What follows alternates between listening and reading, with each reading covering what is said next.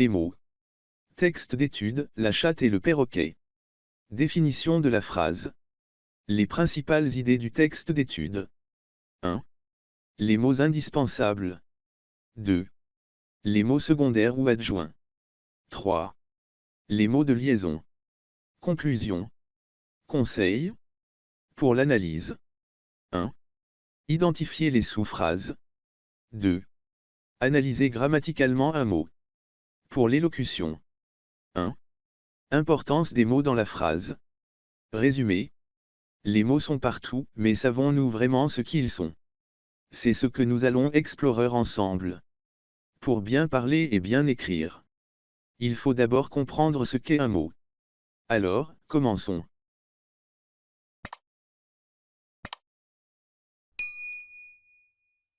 Les mots. Texte d'étude. La chatte et le perroquet. La chatte s'était insensiblement rapprochée, son nez rose frémissait, elle fermait à demi les yeux, sortait et rentrait ses griffes.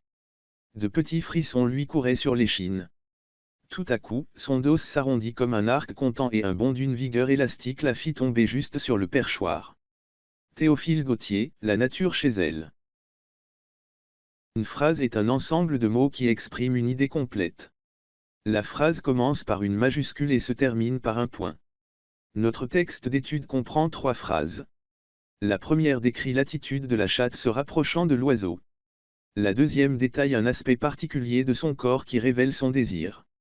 La troisième montre le mouvement bondissant sur l'oiseau. Quelle que soit sa complexité, la phrase se décompose finalement en mots. Dans la phrase, les mots n'ont pas la même importance. 1. Les mots indispensables. Une phrase doit contenir des mots essentiels sans lesquels elle perdrait son sens. Exemple de mots indispensables. La chatte s'était rapprochée, sujet et verbe. Dans la phrase la chatte s'était insensiblement rapprochée, si on supprime des mots non essentiels, la phrase pourrait se réduire à la chatte s'était rapprochée, tout en gardant son sens principal. 2. Les mots secondaires ou adjoints. Ces mots ajoutent des précisions ou des détails supplémentaires. Adjectif, son nez rose. Adverbe, insensiblement. Complément circonstanciel, sur l'échine. Leur suppression peut alléger la phrase sans en détruire le sens fondamental. 3. Les mots de liaison. Ils servent à relier les idées entre elles et à structurer la phrase. Exemple, et, tout à coup, comme, content. Conclusion. Une phrase est composée de 3 sortes de mots. 1. Mots indispensables, sujet, verbe, compléments essentiels. 2. Mots adjoints, apportent des précisions, adjectifs, adverbes, compléments circonstanciels. 3. Mots de liaison, structurent la phrase et relient les idées entre elles. Conseil. Pour l'analyse. 1. Identifier les sous-phrases. Une phrase peut parfois comprendre plusieurs sous-phrases séparées par une conjonction, et, mais, ou, etc. Un signe de ponctuation, virgule, point virgule, 2 points. Exemple. La première phrase du texte d'étude comprend 5 sous-phrases. 2. Analyser grammaticalement un mot. Méthode. 1. Indiquer sa nature, est-ce un nom, un adjectif, un verbe, etc. 2. Préciser sa fonction, quel est son rôle dans la phrase. Exemple d'analyse. Né. Nature, nom commun, masculin, singulier.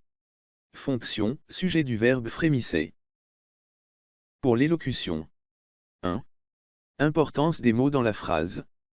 Tous les mots n'ont pas la même importance. Conseil. Mettez en valeur les mots essentiels en modifiant l'intonation ou le rythme. Exemple. Comparer, et son dos s'arrondit comme un arc comptant. Avec, tout à coup, son dos s'arrondit.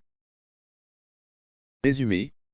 Une phrase est un ensemble de mots qui exprime une idée complète. Elle commence par une majuscule et se termine par un point. Il y a 3 grandes sortes de mots. 1. Mots principaux.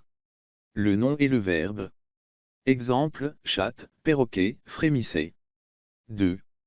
Mots adjoints. L'adjectif pour le nom. Le pronom de conjugaison ou d'accord pour le verbe. Exemple, rose, adjectif, son, pronom. 3.